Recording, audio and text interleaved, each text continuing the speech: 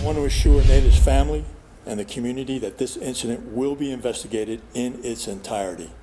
New tonight, we're hearing from the family of a woman who may have accidentally been killed by police during a standoff with her armed husband. And tonight, we're learning more about that deadly standoff straight from the police chief.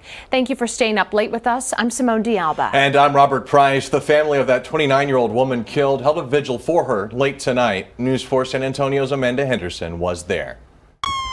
I give my deepest condolences to the children and the family of the deceased victim. Today, Chief William McManus giving insight to how 29-year-old Neida Tijerina died. This is an extremely tragic event for all involved. On Monday, Tijerina's husband, 28-year-old Angel Sanchez, threatened to kill both Neida and himself, leading to a hostage situation and armed standoff between Sanchez and San Antonio police officers. Tijerina did emerge from the apartment at one point, but did not leave as her children were still inside. Attempts to negotiate and de-escalate were unsuccessful. Chief McManus says Sanchez taunted officers and pointed a gun at those who were on the ground.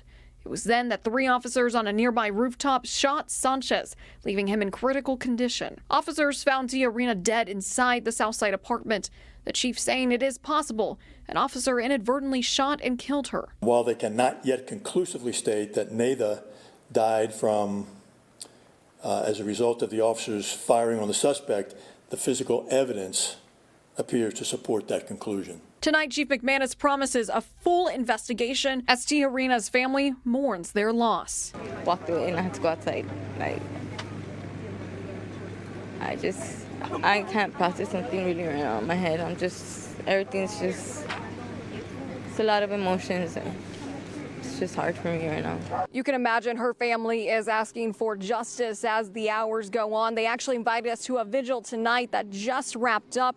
They are also having a plate sale and a GoFundMe in order to help out her children she leaves behind. You can find details about those on our website, news4sanantonio.com. She was all about her kids. I mean, I know that's why she's not here no more, because I know she left us protecting the babies. Emotions are still swirling for the Tijerina family after 29-year-old Neida Tijerina was found dead early Tuesday morning. Her 4 kids have been taking it hard. All we can do is just be there for them. Stay strong for them. Tijerina was found after a standoff hostage situation between the SAPD SWAT team and her common-law husband, Angel Sanchez. Police say Sanchez had a history of domestic violence. My sister was an awesome person. She was the nicest person. She was always happy. During a press conference yesterday, Chief William McManus said it's possible while officers were shooting at Sanchez, police gunfire could have hit Tijerina, who was inside the apartment. They let us know that it was one of their bullets that hit my sister. 3 investigations into the shooting are now underway. At this time, I'm not going to be taking any questions because of the ongoing investigation. Today, we requested an interview with SAPD to ask about SWAT team procedures and protocols, but our request was denied. Almost 2 years later, a father continues to search for justice after his daughter's body was found in a field, burned beyond recognition. Investigators need your help finding who is responsible for her brutal murder. Yami Virgen is here with this week's South Texas cold case. The last day I saw her was November the 10th, 2019. She came home with her ex-boyfriend and they had a pizza. This security video is the last time Meagan Gonzales' father saw her alive. Meagan was getting home from work. Her father, Eddie Gonzales, said she looked upset. I could tell something was wrong.